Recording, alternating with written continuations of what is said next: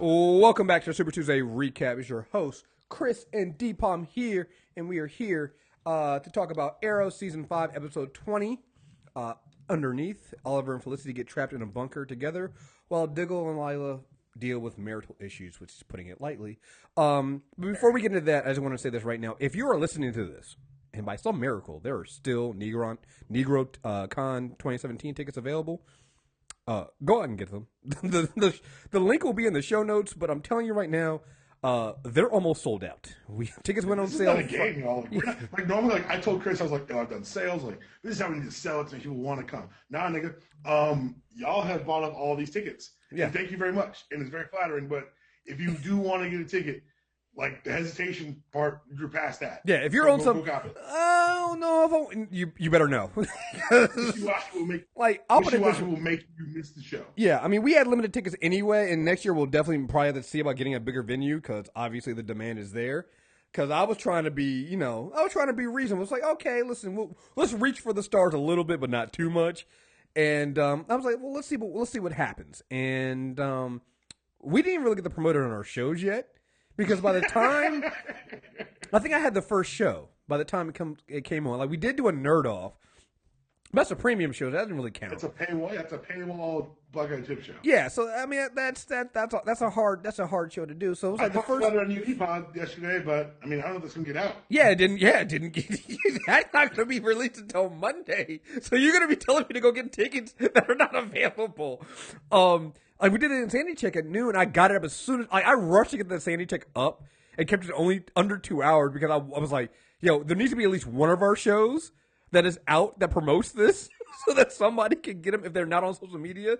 Because if you were not following us on Twitter, if you were not following us on Facebook, you're behind. And and that was the thing. I was like, yo, the tickets aren't going to go that fast yet because, not everybody is on social media. So not everybody will be able to know the tickets are available. They'll have to wait until one of the shows promote them.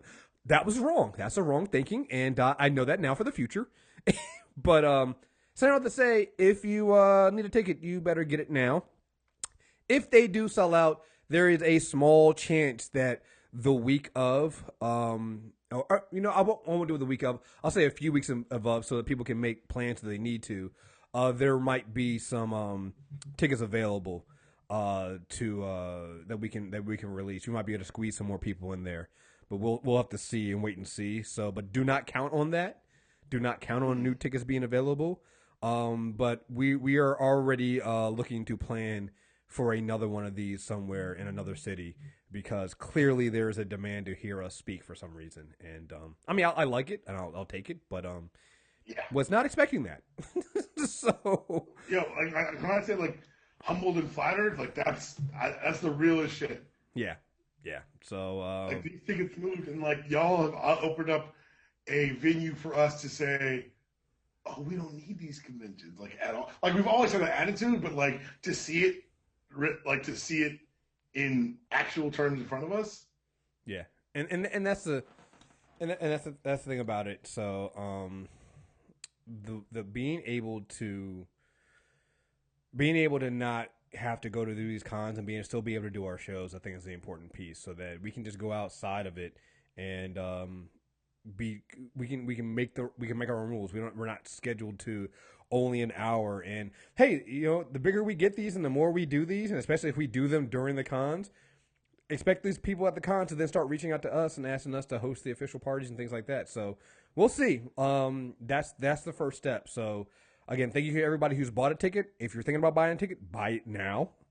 And it's gonna be a lot of fun. We're gonna have a load of fun. It's going to be great. Everybody's going to enjoy themselves. So, get those tickets. So, all right, let's get into this review of, and I'm just going to say it, the best show that's been on CW for their comic book shows. Okay, I'm about to say, because I'm watching Riverdale. I'm just stick with the comic book shows. I like the messiness that is Riverdale. You let me know how that goes, because it's like I've been seeing the commercials for it. It's insane. Like it's a teen drama, but it's crazy as shit. Yeah, it looks like that. Like because here's the thing. Everything I think is every time I watch Arrow, it's like or any of the shows, when I watch them on DVR, it's like commercials for Riverdale, and the commercial for Riverdale always plays right before the current episode starts again. Right, it comes back to commercial, comes back from commercial. So I'm watching and I'm going, man, this seems insane, and you're kind of confirming that. So I don't want to talk about it because we caught it this morning, and now like. I could honestly do a 2-hour review on Riverdale right now. I need to catch up on that, and I need you know what I need to do also? iZombie. I heard that's really good too. Yo, Susan watches it and I don't, and now I'm like, okay, do I just set aside some time to catch up on Netflix? Like, look, I got 2 weeks. I might listen. I'm already Fringe is happening this week. Listen, you have Fringe homework. I have Fringe homework. I got 2 weeks to get at least the first season done. But yeah, I might do some iZombie too, because I've heard some good things. So we'll see how that goes. Anyway, talking about the DC comic book shows, Arrow. This is basically, you can kind of call it their bottle episode, because they literally trap Felicity and Oliver in the bunker. And I have in my notes, the first thing I have in my notes when this happened was, why didn't they just call Malcolm Merlyn? He's the dude that knows how to get into the bunker no matter what security they got. Merlin's got that spare key. Right. Like the entire time again, I like this episode, we'll go into more things, but the first thing I thought, because everything shut down, they were like, oh, we're trapped in here, and we built it, like, when Oliver's, like, shooting the explosive air at the door, and he was like, it can withstand a nuclear bunker. I'm like, yeah, but it can't keep Malcolm Merlyn out. They have locked doors and shit. Right. They can stand and do. I'm sorry. I'm just one of the things that popped in my mind, because it's like the recurring joke is that no matter how much security they have in the bunker, no matter what happens in the bunker, Malcolm Merlyn and a gang of ninjas always shows up. So right. Anyway, but yeah, there was a lot of small things in this episode that did served as some reminders, and actually, again, does that thing that we did with Agent Shield. It answers some questions. And in this case, it's not like Agent Shield, in that it's not questions that we didn't ask. It's questions that we have been asking, and we just kind of thought they forgot about. And the two I have in my notes quickly is, one, a reminder that Felicity is paralyzed. Yeah. Completely, you almost completely forgot, because she's been literally running around sometimes in the season, and you literally forgot that last season she's paralyzed. She's literally walking around with cybernetics in her body. It's something that, okay, so reading comics, it's like one of those things that you kind of ignore. Like, why is Professor X in a wheelchair when Tony Stark has an Iron Man suit? Like, what the hell's going on here? Like, it's why was Oracle for so long and never Batgirl again? Because they treat paralysis differently in comics, and part of that's representation, which I actually do appreciate a lot. Like, right. While I'm against the Killing Joke story, what John Ostrander and company did in Suicide Squad and remaking Barbara Gordon and Oracle was forward-thinking and progressive in a way in 1987 that you don't even see today. Mm. And while part of me was like, I wish I'd have kept Felicity in the chair longer, another part of me was like, very realistically, on a television show, it's hard to shoot that. Like, not making excuses, it limits what you can do with the character. So I think it was important that they brought her back, but they had to go through the trauma. But you're right, this episode was a stark reminder that this is a handicapped person. This is someone who has been through a lot of trauma, and though we hand wave it through the magic of comic books, and I think it was Curtis developing some superpower cell that would keep it running forever. Right. It's still a problem, and it's still an issue. I think it was even better juxtaposed with the flashbacks they added in this episode, because you go back to a period of pre the new team, and you see her even try to do the salmon ladder thing. Right. Well, it's easier to be like, oh, that's, of course she would try. Oh, wait, no. She's probably more apt to try it because she is on the back half of that trauma. Right. And not only that, like, and we'll hold that thought about some of the flashbacks of that, because I want to get into that too, because I think it also answers some questions we had at the beginning of this season. The other thing too they threw in here real quickly, I think a lot of people might have missed. We finally figured out that Felicity's getting severance pay from Palmer Tech, and that's why nobody's worried about money. Makes sense. Yeah, like it was one of those things going, oh, yeah, that's right. Because even when rich CEOs are fired, they do get fat severance paychecks. So she probably got a golden parachute, and that's why they have all this fucking money to do all this other shit. Makes sense. it's small things like that have made Arrow better this season than the other CW shows. And like I would put Arrow, Legend of Tomorrow, and then Flash. Again, I haven't really caught up on Supergirl, so I don't know where you put Supergirl in there. But then Flash, because it's small things like that. It was literally a throwaway line, and if you weren't paying, like if you were like, looking at your computer, or you looked away real quick, or just got distracted, you wouldn't have heard it because they didn't make a big deal out of it. She just threw it in there as a throwaway line. I think it was in the flashback. I can't remember when it was, but I think it was. But like they just threw it away, and you're like, oh yeah, that fucking makes sense, and that answers all the questions we've had all season about how the fuck are they paying for any of this shit, right? It's something like we've asked the same thing about on Flash, right? Because they're literally running Star Labs, and yes, Thawne left all this stuff and all these patents and stuff like that to Barry, but because they never go back to it, we never understand that. Oh yeah, well that's what's making money there, or they're doing something here, or something like they don't do little throwaway lines like that to show how the fuck. Okay, fine, that explains. Running Star Labs, but how the fuck where's Caitlin getting her money from? What is Cisco getting his money from? They don't have fucking jobs. Like, what are they doing here? HR, what the fuck's going on with HR? Like, none of that stuff. They haven't done those little throwaway lines. It with like the Star Museum, but that hasn't really been touched on since it happened. Exactly. So it's things like that Arrow done a really good job of focusing on and getting the small details. They've gone back. This is what they said when they said they were going to start season 5. I remember Stephen Amell came out and saying, after the season, we've heard the fans, we're going to get back to basics. In the beginning of the season, everybody was worried going, you're just redoing season 1. And we found that they're not. They're redoing the attention to detail that made season 1 and season 2 so good for Arrow. And that's why this season has been so good, because of these small attention to details. Going back to that flashback, the flashbacks show you that, hey, Felicity and Oliver did still have feelings for each other. And I know Shanna is very happy about this episode and that relationship.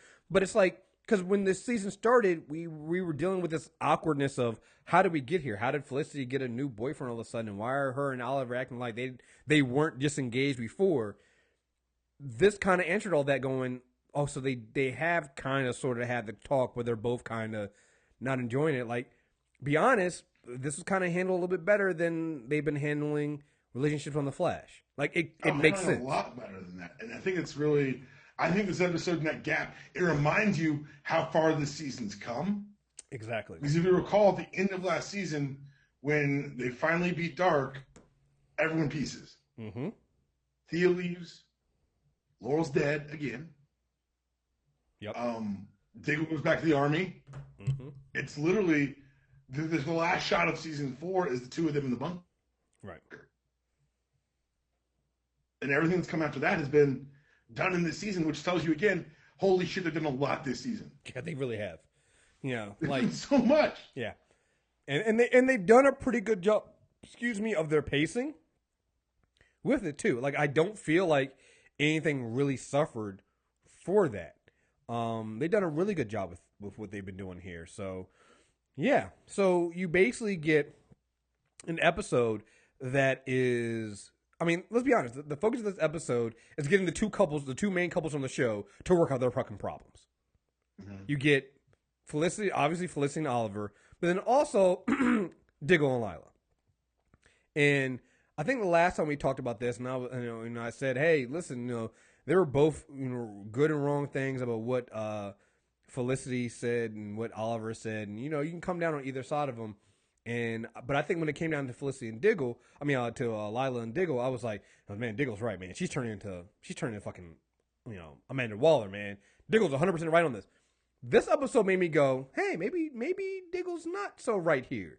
Because Lyla hit him with a lot of stuff. Lyla was like, yo, you're going to question me about morality. You're literally running around on rooftops. You're literally doing all this stuff with Oliver.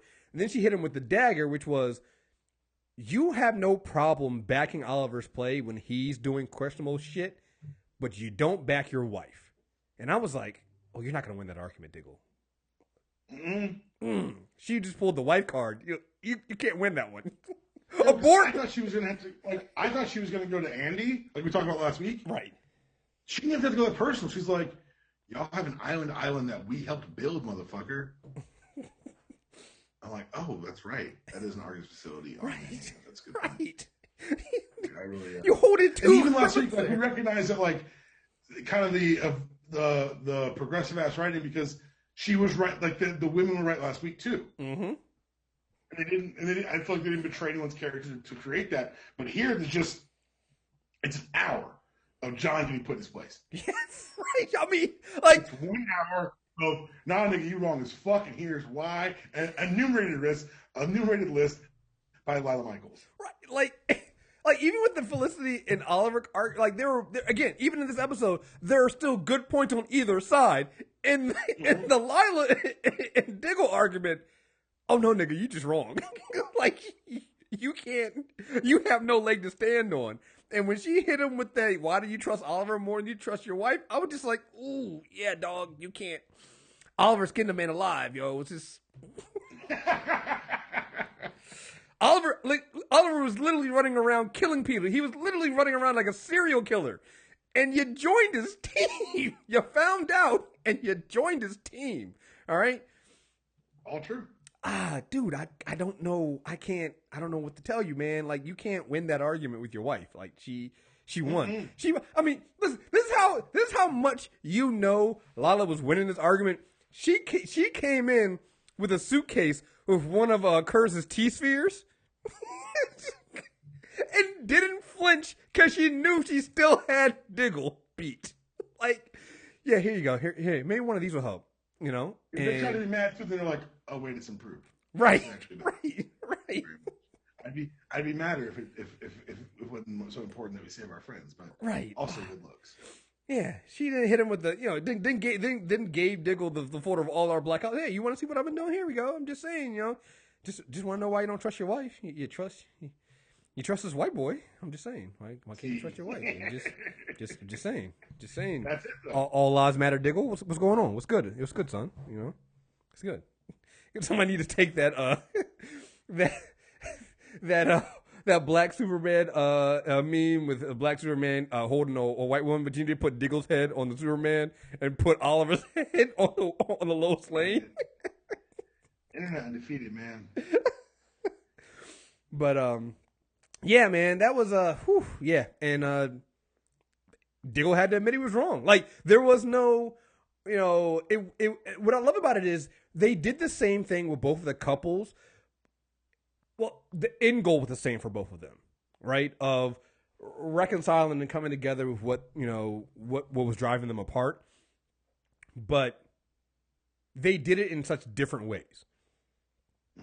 Because in the end, while Oliver was admitting he was wrong, Felicity also admitted she was wrong.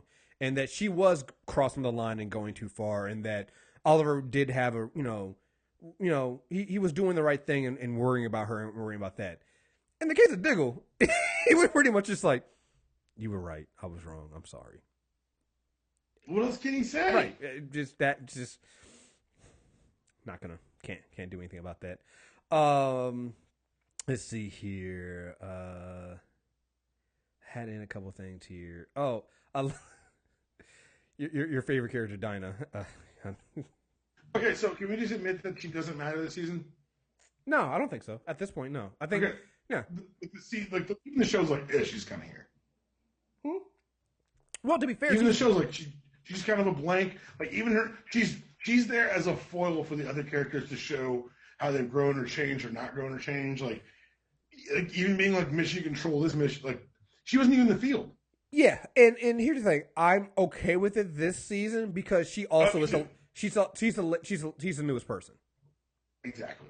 So it makes sense. Even it took a while to get there with Renee and Curtis too. Right. And she's the newest person, so it makes sense. I mean, she did have that one moment where she kind of told Diggles, like, well, let me tell you about me and my guy, and Yeah, but even then, she's only there as like right the magical foil to teach you about yourself. Oh, absolutely. And but we do know she's coming back next season, and so I'm hoping that she gets more, and I'm hoping she gets a bigger arc. But you're right. And this also goes back to why I think it was great that they got rid of Ragman and Evelyn. Because if you still had those two around as much, then she'd matter even less. So they got rid of those two characters and gave us a character that I think could have a stronger arc in the future. But yeah, you're absolutely right. She doesn't matter a lot right now. And I think it's just, this is one of those things that, I don't know, it might work out in their favor. And it depends on what happens with the next few episodes with the Flash. Who was the was it Brand? Who's the woman they just added in? Tracy Brand, is that her name? Yeah, I think so. Yes. Yeah. You mean a replacement level? Yeah. So they're adding her. We're gonna see how much she's gonna matter so much going forward in this next few episodes. I'm assuming. But she's so new. We're just meeting her, and I'm afraid they might try to cram too much story in with her right now. Like it was very heavy handed what they were doing with and we said it. They were very heavy handed with the whole her and HR thing. With HR trying it's almost like they were forcing it and getting us a lot in there. Because they introduced Dinah earlier in the season, she can have these background roles and just show up as a foil for other characters or just be, for a fight scene, and it's fine and we can hold her until next season and do it over. That might be better for them because at this point, we can't really deal with more story for a newer character. We got 3 episodes left. There's no room. There's no room. So, but yeah, like I said, we'll revisit her next season to see what they do with her. Because I think there is a lot they could do. And if they do anything like they've done with Renee and Curtis, then it'll be great. It'll be, I can't wait. Because that was one of her greatest contributions this episode, saying that Renee and Curtis are going to make the cutest couple one day. Because they are. It's true though. Oh man, yeah. They really are a great pair. Because they're just so different, and that was great. Some great quotes from. I love the moment with Felicity and Oliver. What if my math is wrong? Are you still Felicity Smoke? Yeah, your math is never wrong. It's little things like that feel so like that felt so like just. It was appreciated because we're longtime viewers, obviously, but it also felt very much in tone and tenor with the relationship, even though it's been kind of, and some would say thankfully, swept under the rug this season. Mm-hmm. It's still there. Yeah, yeah. And what I liked also about this episode was, and the bigger thing what they're doing here, you got to remember the last 2 episodes, Oliver has not been in the suit. So this is an episode, and beyond just getting him and Felicity work through his issues, she helped him also realize that, dude, you were tortured by Chase for a week. He could get you to believe anything. It was a week. That's really.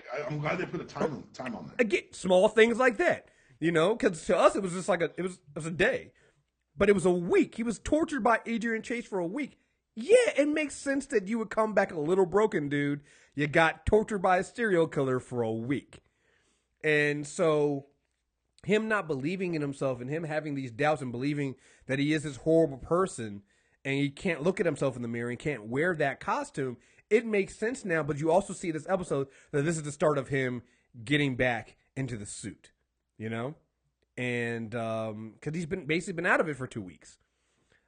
And they put him out of the suit and the episodes didn't go down, which is, again, amazing. Let's see.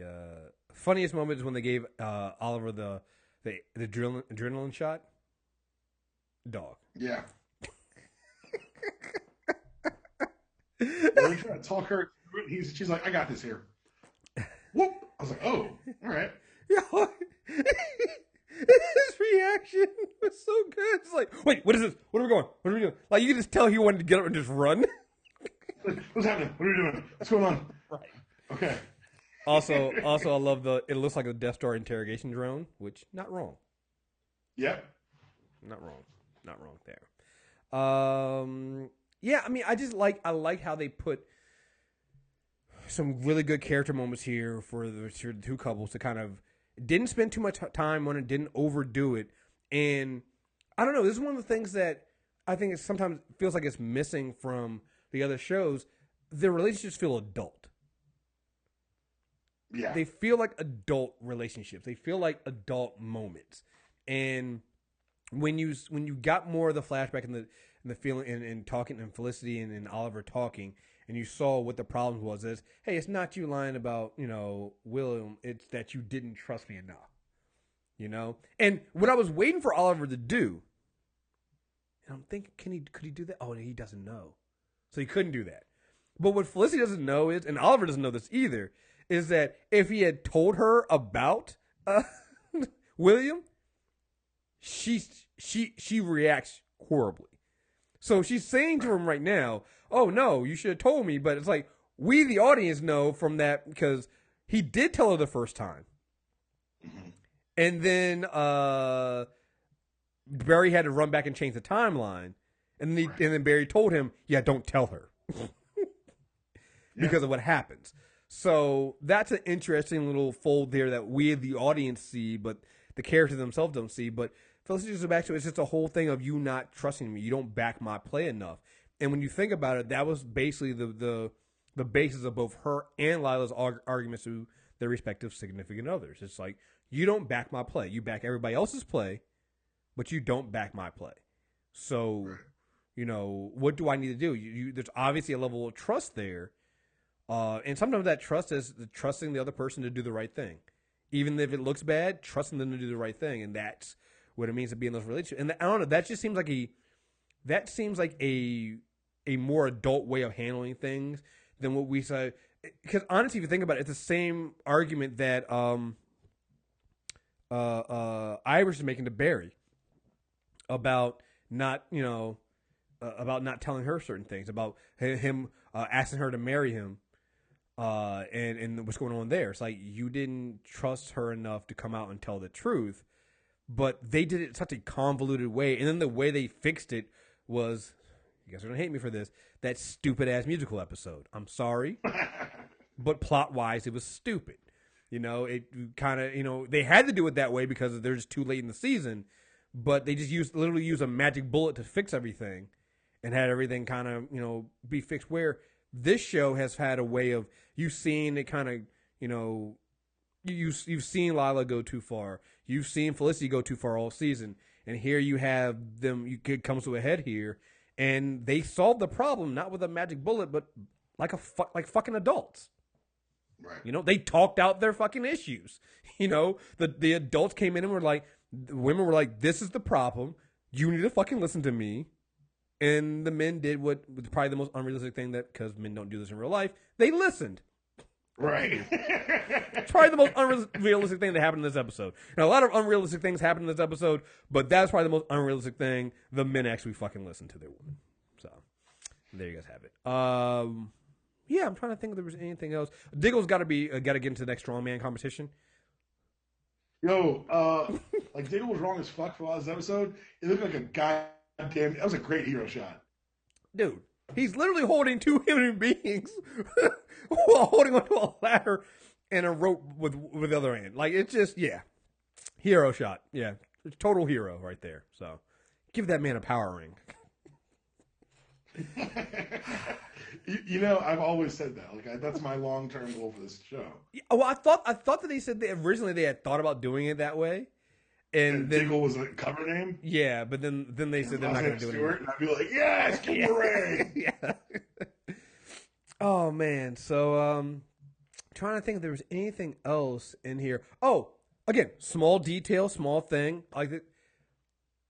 You have this shot of Quentin, again, he's in the episode for just one scene, but him dealing with the fact that the mayor's office is being inundated with all these defense lawyers and requests because Adrian Trace put all these people in the jail, and he's a fucking serial killer. So this sets up for a lot of these people that were put away in the jail getting out now. Because the DA was a serial killer. All those convictions to be thrown out now.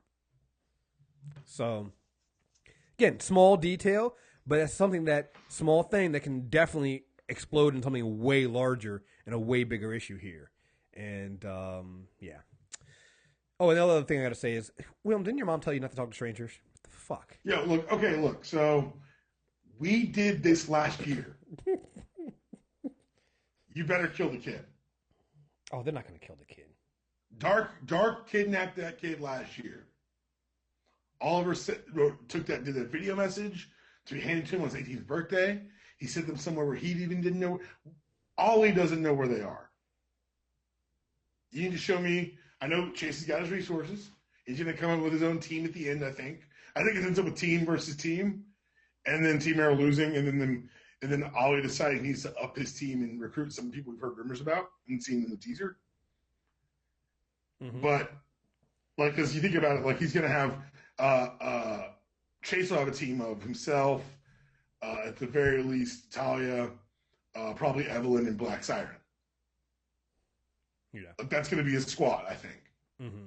And Ollie's squad won't cut it. You'll have to go deep and dig into those other places to match them. But I think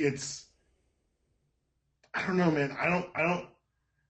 It feels like a rehashing of last season. And while I know this show has been so good this year that I have to trust it, and I do trust it, I am nervous. Because if you tease me, if you kidnap the kid again and don't kill him, it feels like that he's just left on the board to continually be this cudgel against Oliver. Right. Whether it be in relationships, as we've seen with Felicity, which I think we're getting Oliver and Felicity back together by the end of the season. Mm-hmm. But if he's going to continue to be, even like that was the point of sending him away and not telling him who he was. So either A, you've got to tell him who you are when you rescue him and redefine that relationship, or B, you've got to kill the kid. You know me, I'm always a fan of killing the kids on TV. We know, Chris. Yeah, I'm just. Hey, you're not gonna hear me. You're not gonna hear me complain about not killing the kid. Look, I'm just saying logically, from a story perspective, you either have to kill him or he's in. Mm-hmm. That's it. There's no other two ways. You can't just be like, return to his mom. He didn't ask any fucking questions. No. That's not going to work. Well, here's the thing. You know what they could do is, again, I don't know if they do. Chase doesn't kill the kid. I mean, Chase doesn't kidnap the kid. Because we in the episode, we automatically think that Chase is going to kidnap the kid. What if he doesn't? Because at some, he likes torturing Oliver. He just lets him know, hey, I found your kid. You couldn't find him, and I did. I could put my hands on him. I didn't. Because that's what Chase likes to do. Chase always likes to. Yeah, but he's not about torturing anyone but Oliver. And it's and without like spoiling anything, because I don't know what happens, the entire theme of this has been the sins of our fathers echoing back on our lives. True. That's the theme of Oliver's journey. If Robert Queen doesn't shoot himself on the way to land you, this show doesn't happen. Yeah.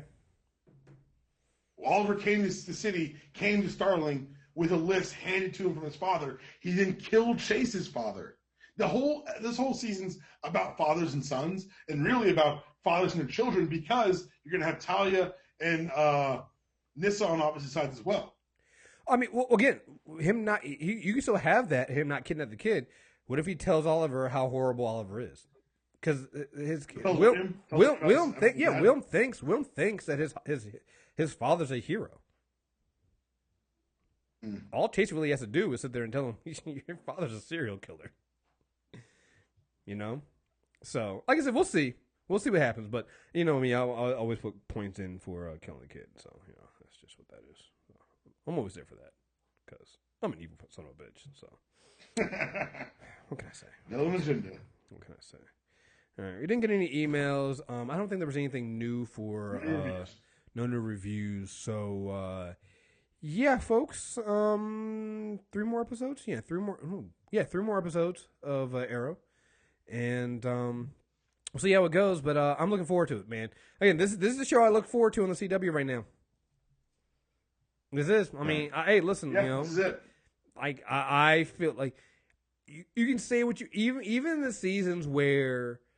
The last 2 seasons when the Flash definitely had better seasons than Arrow, I still felt like nobody on the CW finishes strong like Arrow does. Come on. Like, good luck, but they'll go there. So, but yeah. So I'm looking forward to this. I can't wait. It's been great. So, yeah, folks. Again, Super Tuesday recap. Some news here on, if you're listening to this, that means you're probably listening to us on one of the feeds, the site, mtrnetwork.net, is going down sometime on Sunday today. And hopefully it'll be back up on Monday, maybe Tuesday at the latest. We're going to be doing our redesign. We got some really good designs out there. Hopefully you won't have to change any of your links. We'll let you guys know if you need to, but right now the links should be all fine. They should all transfer over. But the site itself going on a complete redesign. If you listen to the DPOM on the Unanimous Decision podcast, you've already seen a new logo for the site. Shout out to Jamie. Fire logo. Yes, greatness. And the rest of the site's coming soon, so stay tuned for that. You'll really like how we have it designed, and it'll be a lot more responsive, a lot more cleaner, a lot simpler. You'll be able to get all your stuff out there, and it'll be fun. So do that. Also, sign up for our MTR Premium account. Get all that stuff. If you've listened to the Insanity Check this week, we had Koki and P-Funk on, and we had a hilarious episode talking about sex robots. Go figure, right? Go figure. Yeah, it's a weird show, but you'll like it. And if you like listening to them, sign up for MTR Premium because, molecules and shit. You hear that every week. So check them out. And again, like I said, if you haven't bought your NegroCon tickets, you better get them soon because they are going fast. Let me check now to see if there's any left. Because I'm just trying. I don't want to be telling you a lie. Be like, oh yeah, guys, listen up. You can get them and see. And it's only valid at the time of recording. Like, hey, we did our best. Yeah, you guys are still good. You're still good. They're almost gone, but there's still some left. So go out there and get them. So, all right, folks. Thank you guys very much for listening. And until next time, we are out of here. Peace.